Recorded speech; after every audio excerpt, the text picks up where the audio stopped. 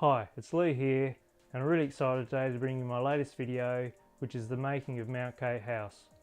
Really enjoyed painting this one. There's quite a lot of hours in this, probably up to 150 to 200 hours of painting.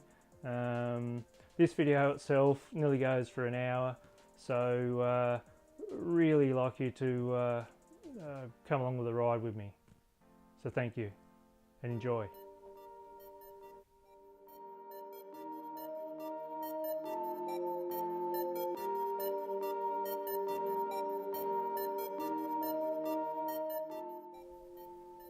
So I start off all my paintings with the inspiration. This time it's just a few photos that I took on location. I was lucky enough actually to get a bird swooped down and land on the post. The next step was creating a small study sketch, which sort of cemented the composition. Probably 3 hours to do this small sketch.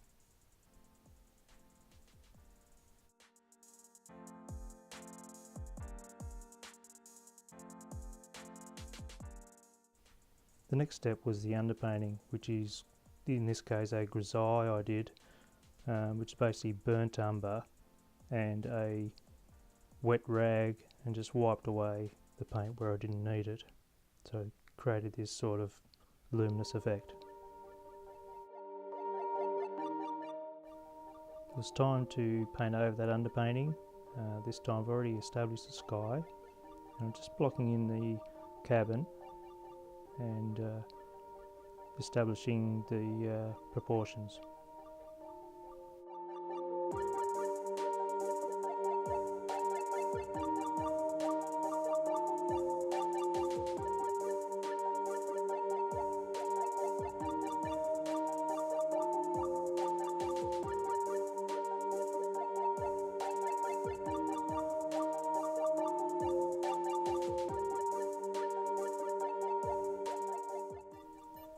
So here I'm just re-establishing the cabin. I thought it was too thin, so I've just lowered the veranda and just made it a bit sort of deeper or taller. Also, it was time to sort of establish where the trees are going to be, so just put some trunks in.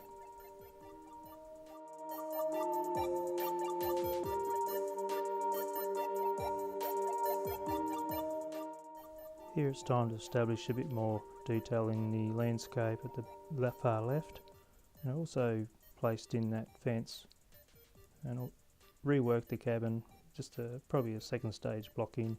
Still looks a little rough at this stage, but every layer sort of helps build that up.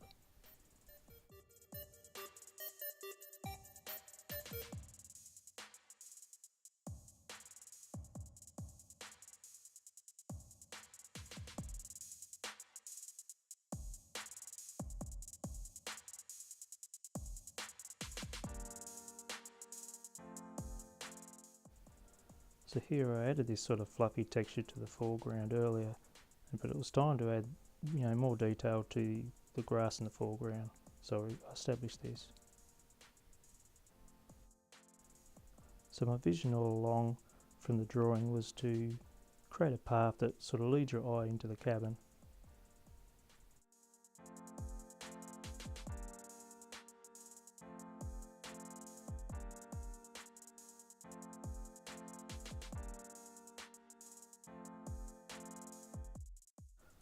So here I was never really happy with this tree line on the right.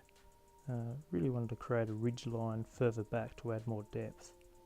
And I thought I'd re-establish a bit of the sky, play around with some clouds, but yeah, once again I wasn't really happy with too much information there, taking your eye away from what ultimately was going to be the sort of front fence, etc.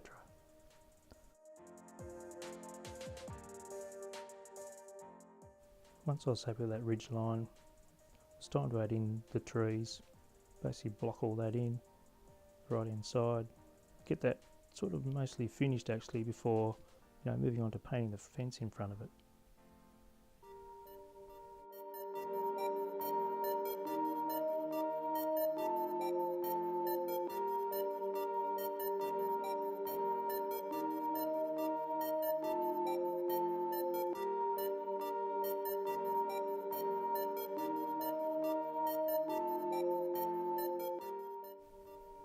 So here I start working the main gum tree in the back left, sort of going over, putting sky holes in, taking branches out, putting branches in, adding more sky, adding less sky. I really battled with this tree to start with. At this stage it still looks, you know, like a pine tree. It's meant to be like a gum tree, so I was never really happy with it. I spent quite a while going backwards and forwards with this. And ultimately I ended up actually axing this tree. You'll see that coming up soon.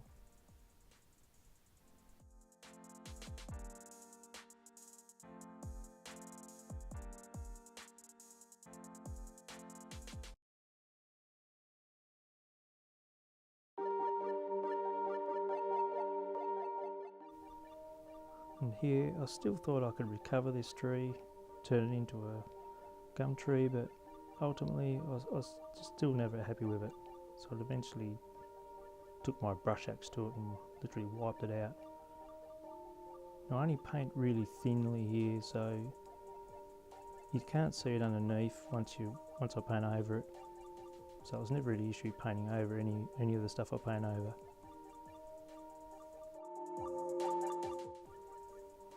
So here, just reworking that bank at the far left and just establishing a row of trees along the top of that. Once again behind that I put that ridge in at the back just to create a bit more depth through the trees and a bit of interest. And yes, I still couldn't help myself, still tried to resurrect that tree.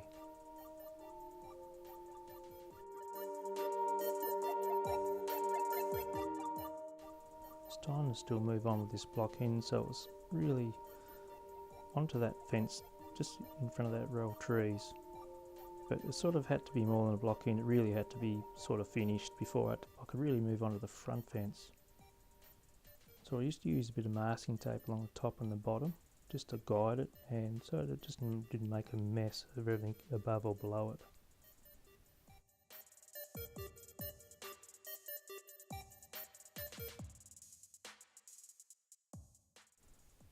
And yes, I finally took that brush axe to that tree.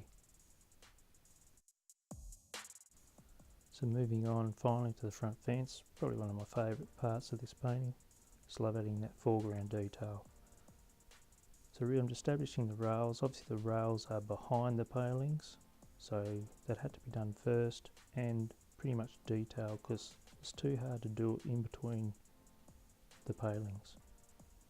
So I'll just run some sort of perspective masking tape just to get the look of the height at the top of the bottom, and then just worked away on these rails. Looks like they're suspended in midair, which is pretty cool. Well, this painting was the first time I've ever painted anything timber. So I've got a timber cabin, timber fences, a lot of timber, but it was pretty cool starting on this front fence to really get the gauge of the whole painting now.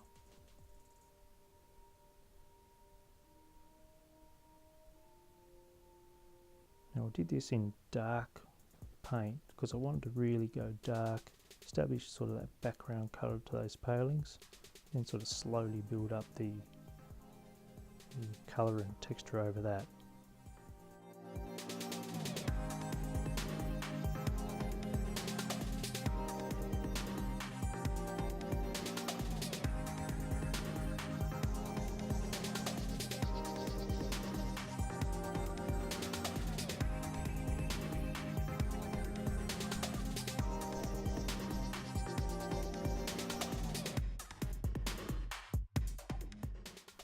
So moving on to this left side of the fence here, and look, this is always the closest to the viewer, so you know the palings sort of got bigger as they come along to you.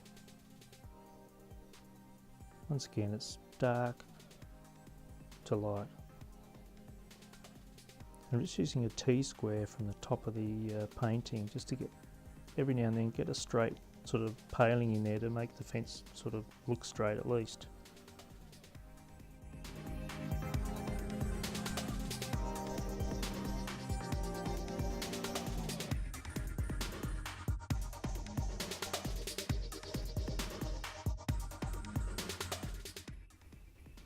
Good to be able to show you some real-time footage, just building up those layers. Obviously we're going from dark to light, just really varying the strokes and the colour. A lot of different colours in this. I've got a bit of Dioxazine Purple, a bit of Payne's Grey, a bit of Burnt Umber, Titanium White obviously, and just really going back and forwards between those. Bit of Cad Yellow, Ultramarine Blue as well. So there's really a lot of colours in it. Not that you can really tell on the video, but sort of varied it all the way across the fence just to give these paintings a slightly different look.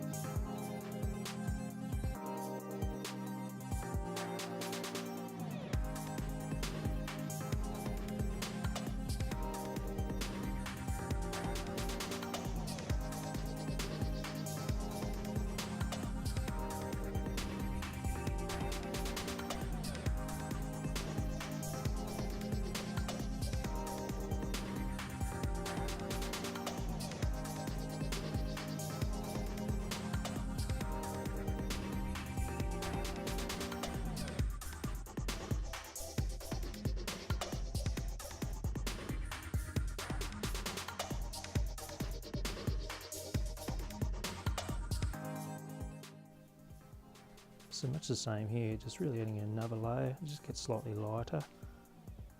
And look, I'm actually painting natural light here to the left of me, which is probably the first time this whole painting that I actually had some natural light on the weekend, so it's great to do that. Looks a bit light for the video, but it's not white.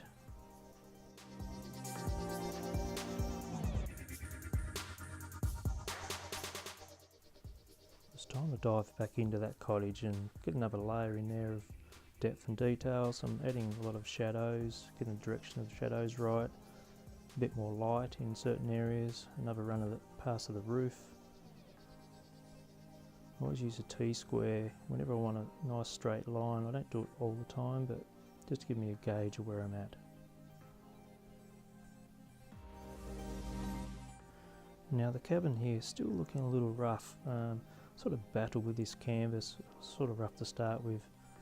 I normally paint on board, so it's sort of challenged to get that detail in, but another couple of layers or passes of this cabin really sort of lifts it out, sort of evens it up, smooths out all those rough edges.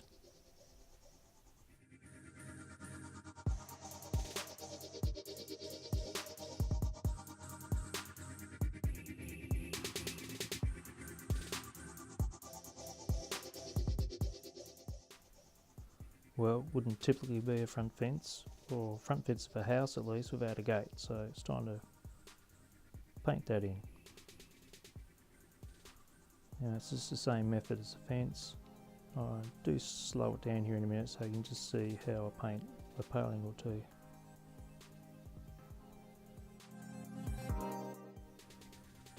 I'm painting it in with virtually Payne's Grey, the board. I'm just going over with Titanium White.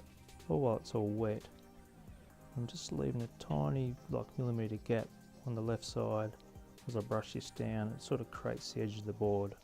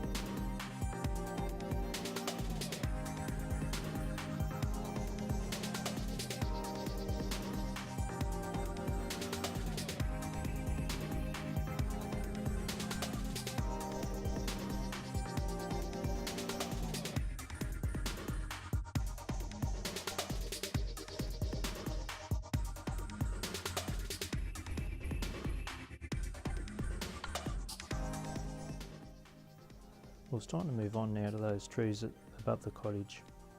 Really started to rework those and sort of flatten out sky a little bit.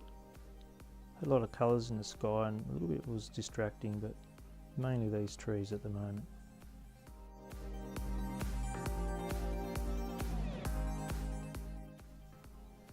So here it's time to move on to this one tree, and I just did a real-time footage of this just to show you sort of how long it takes to actually do one tree. I'm just establishing the darks here in this. It's mainly sort of a burnt umber, Payne's grey base, more Payne's grey really, just because it has that sort of bluey tinge. A little bit of Pthalo Green here and there just to vary those darks.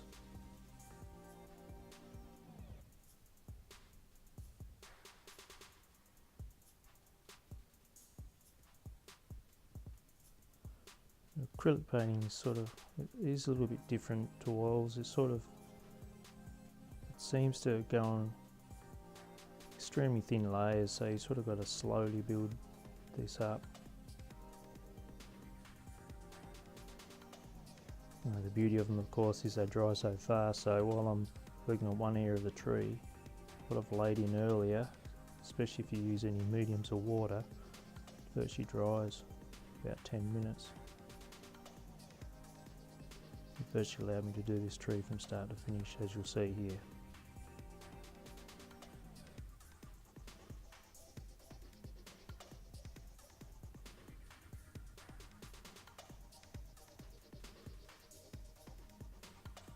And once again, I'm really just varying my brush marks, padding, strokes, anything really to sort of give a bit of difference. There's no rhyme or reason to my painting. Sort of like the way I draw, it's a little bit erratic. It sort of works.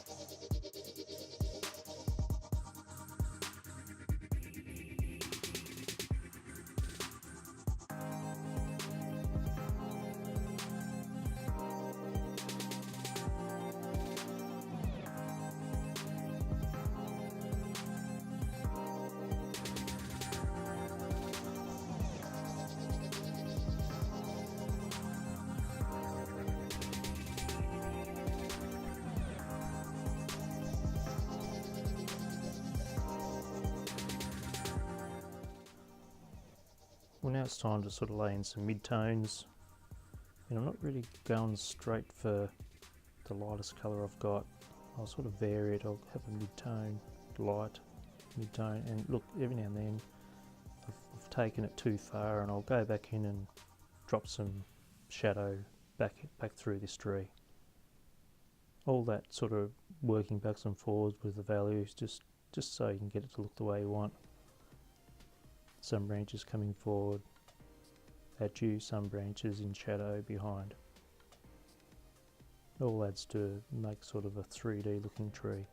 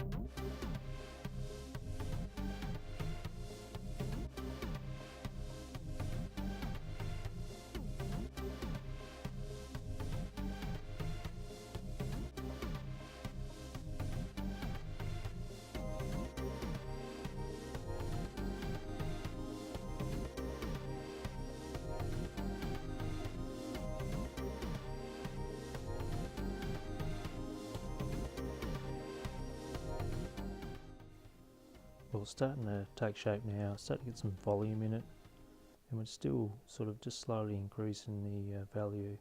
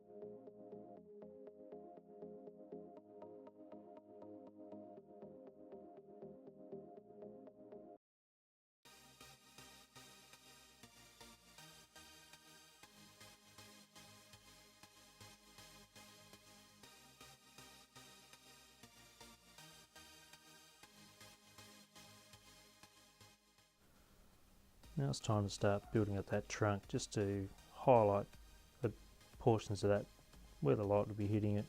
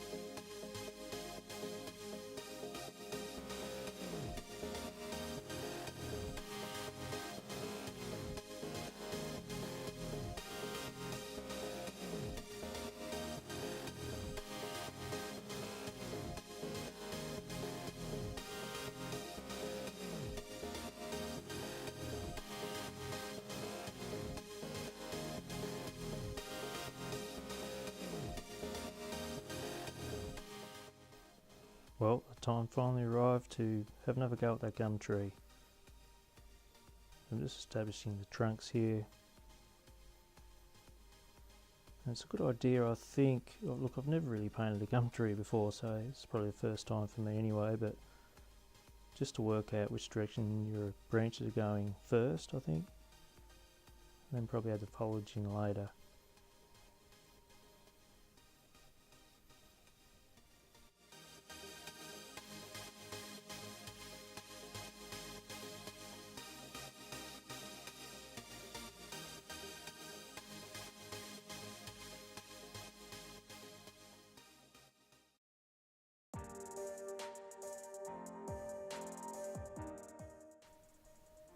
Well, I've mostly got these trees established now and they're looking quite full. I'll later go back in and just pop some sky holes in, just with matching the sky colour behind. So obviously they're just too thick at the moment.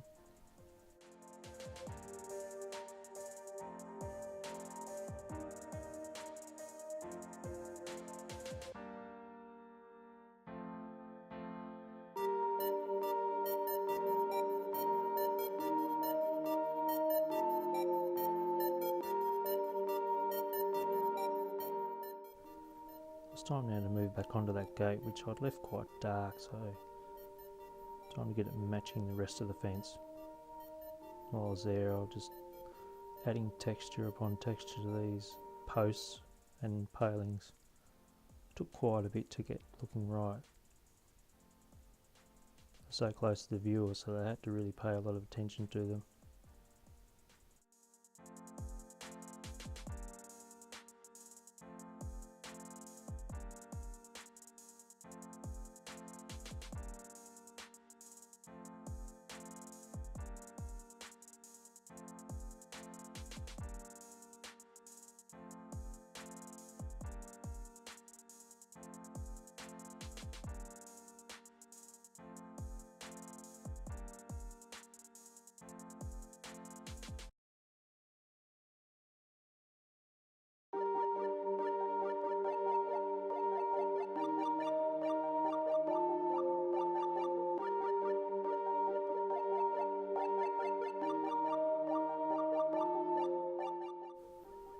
Obviously the fence was looking pretty flat against this sort of untextured grass, so it was time to add in the grass up to the fence and the shadow. The shadow really made this fence pop with the sun was shining through it.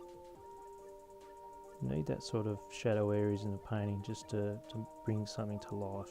That certainly made this fence come to life.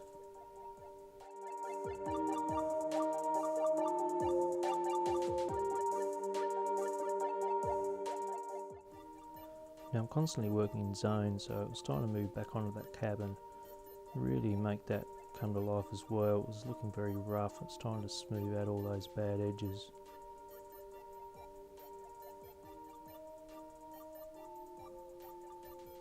Get back into those windows, add some highlights.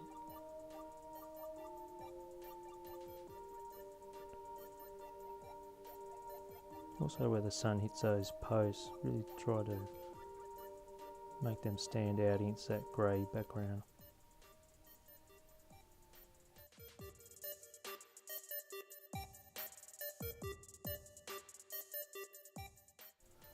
Now this time I'm really just establishing all little details, top of the chimney, the roof to the back area there, ends of corrugated iron, all little zigzaggy ends, just highlighting those. All those tiny little details just make it look realistic.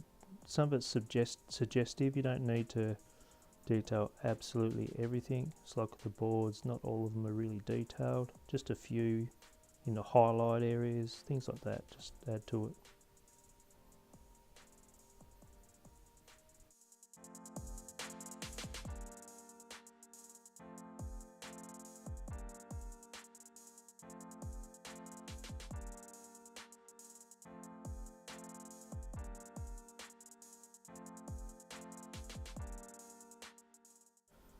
Now where I had those shadows in earlier to the fence, I've obviously painted over a bit of the fence, so we're still applying another layer basically, just another lighter value again, just still bringing that forward, and it's starting to almost get to the end.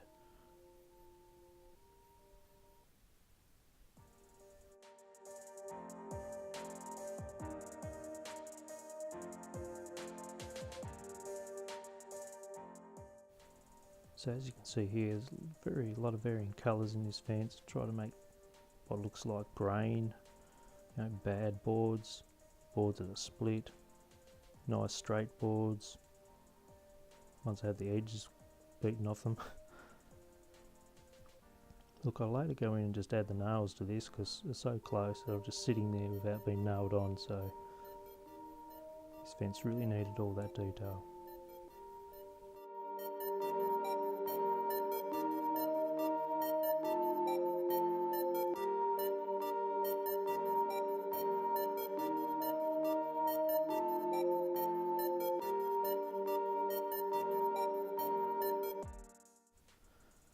Now we're moving along this fence now, and we're starting to hit the top of our tone of range for at least this fence. It's not, you can't really use white for this. It's not, the fence is not white, it's just timber, so we've stopped about here with the value.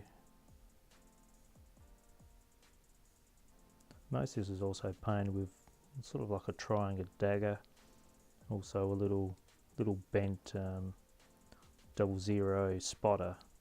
Just really fine marks. Really just varying all these to get some interesting effects.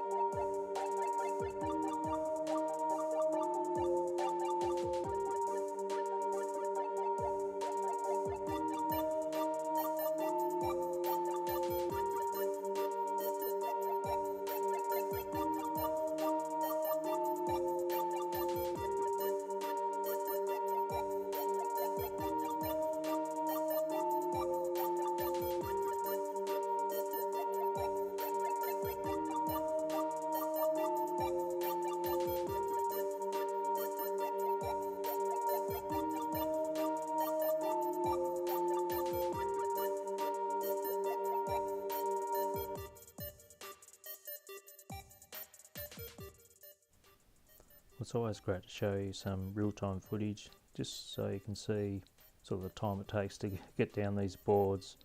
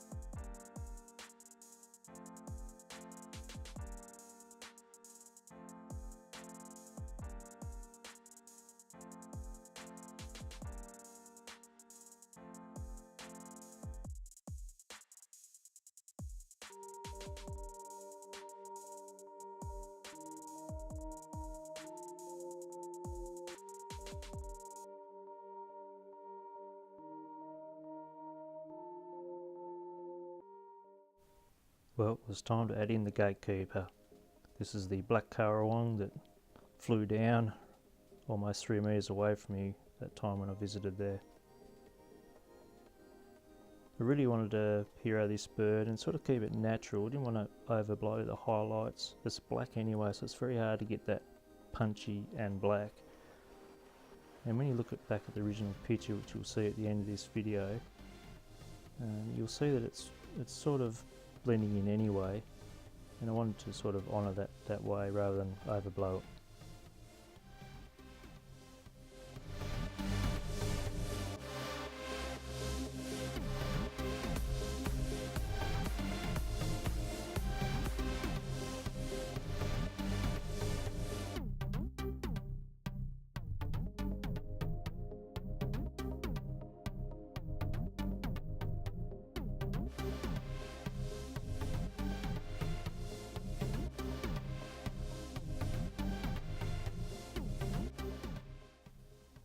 It was time to dig out that bent spotter brush and add in those highlights to the post. I wanted this post to be sort of, it's curved. I wanted that effect leading up to this bird, just a point of difference for the painting.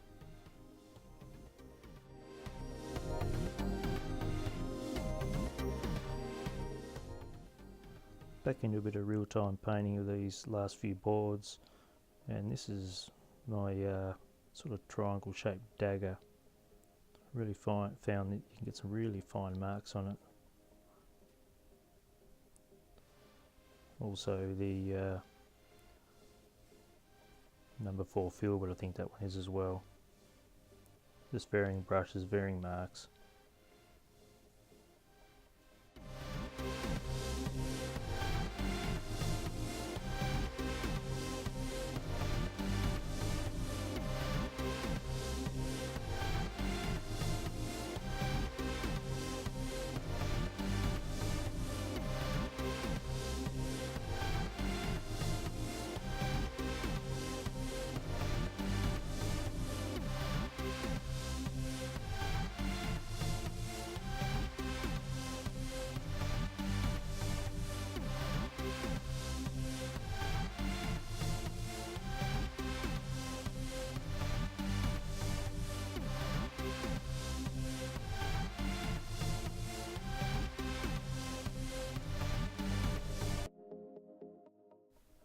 Now I suggest anyone who wants some really fine lines, go out and get yourself a dagger brush.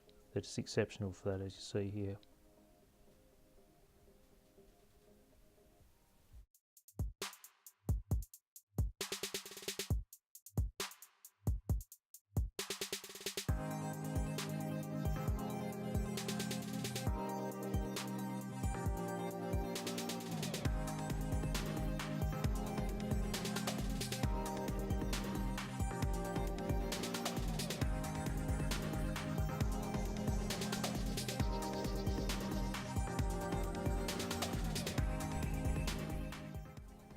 I'm really happy the way this bird turned out. It was really only one sitting, but I thought it just turned out so well, just left it alone. It sort of fits well with the painting.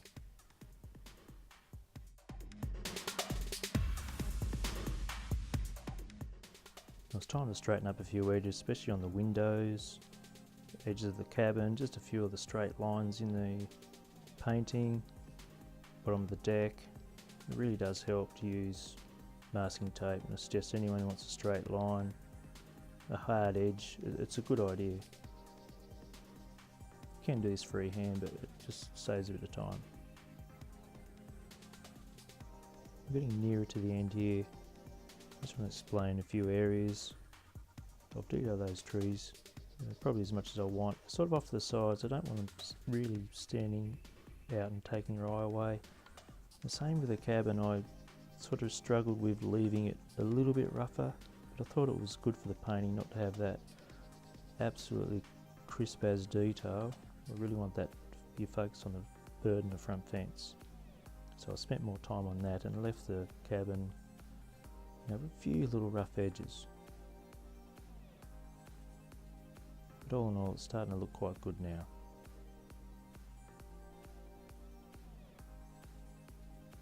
You can see the edge of that cabin there. I fixed up that tree behind it just to sharpen that edge up next to the cabin.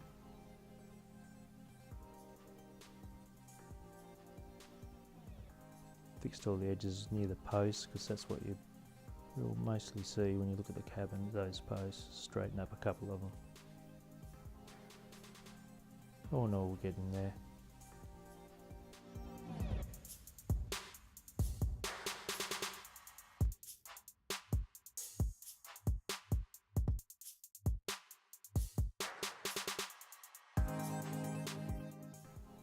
Well, it's grass, grass and more grass. A lot of grass texturing between the fence on the front foreground where it leads into the path. Really tidy up all this area, a bit more highlighting where the light hits. Darkened some of the shadows, but it really sort of left that alone, just stuck with the highlights mostly. Shaped the path a bit more.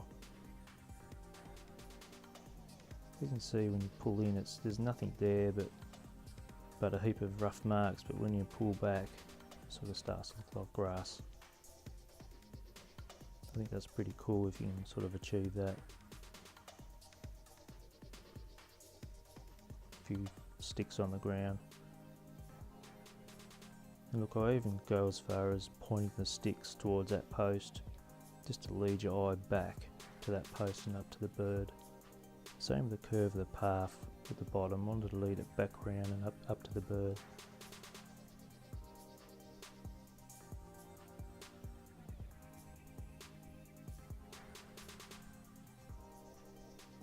A bit more of that fence detail. see the grass I detailed through the fence. Look through that shadow lines there.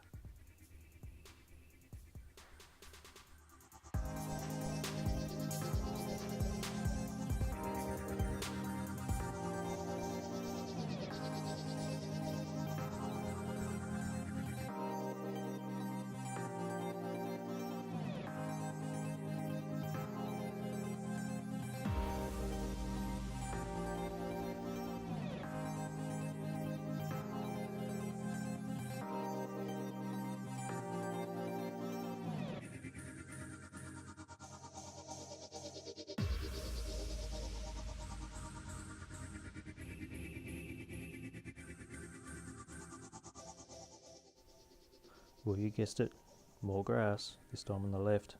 Same thing really, but on the right side I left the highlights a bit higher. This side I sort of just blurred the shadow and the highlights away a little bit. This is not my main focal area. Need to be detailed enough, but not over the top.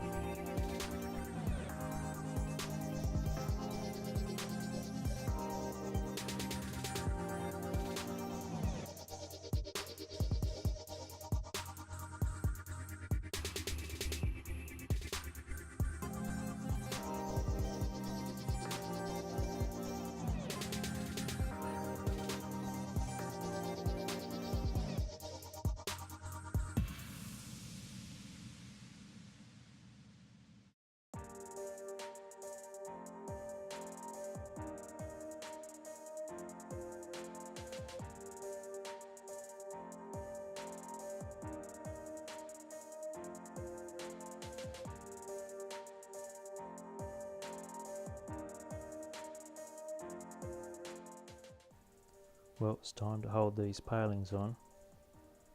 It's time to nail the fence. I've varied these marks a bit. Some, you know, blue, some rusty trails just below the nails. A bit of shadow underneath the heads, look like they're half pulled out. Just a few little differences along this fence. On the left side, I really just made almost burnt umber marks here and there. Couldn't really see the nails as you get along further.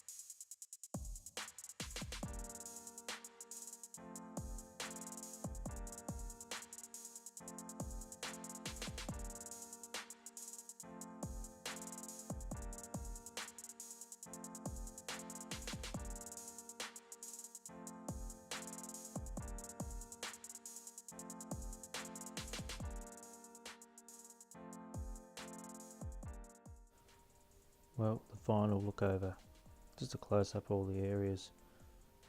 I did after this just touch a couple little things, you know, the next day or two you find little spots here and there that aren't quite right, but definitely nothing major. Got extra sky hole or tiny little dab or mark.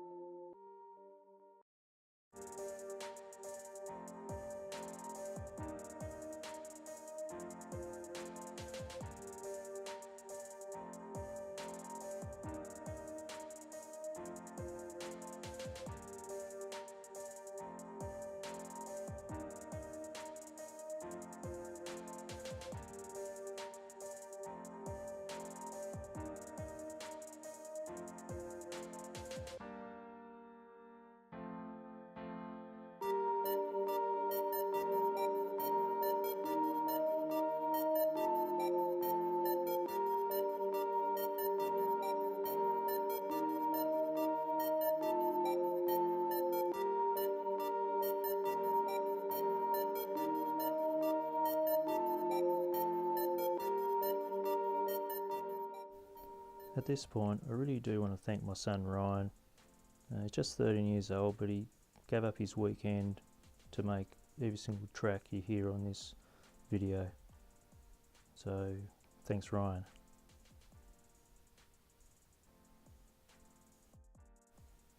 He's also a really good video editor, so I reckon I'll be using him on the next few videos.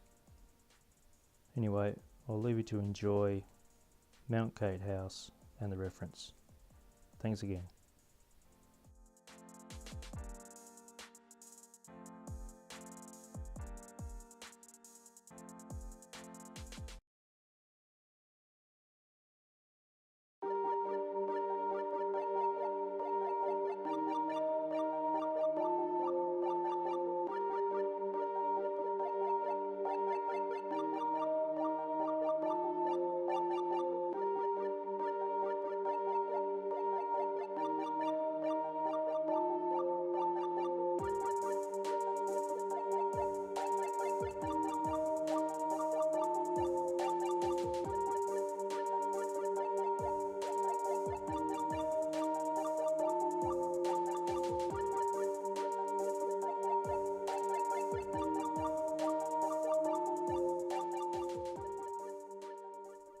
Well, you've made it to the end of that epic 1 hour video. If you'd like to leave a comment or like the video, please hit the like button and please follow along for my art journey. See you next time.